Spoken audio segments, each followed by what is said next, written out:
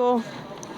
मेरा नाम नसरीन है और मेरी बच्ची का नाम रिमशा है जो लापता है और उम्र उसकी 10 साल है।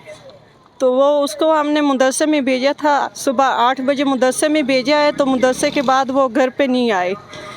तो उसके बाद हमने बहुत उसको ढूंढा है, बहुत ढूंढने की कोशिश की है। ज़मीन आसमान हम उसकी फैमिली ने एक कर दिया है, लेकिन हमारी बेटी हमें नहीं मिली।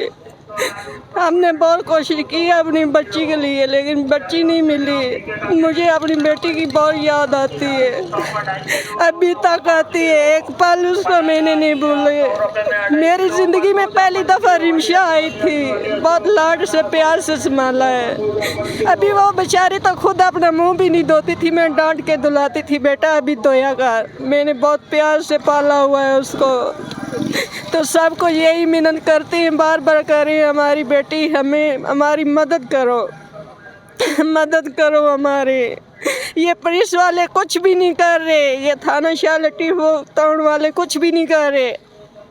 बस ऐसे बैठा बैठा कर बातें करके वापस भेज देते हैं।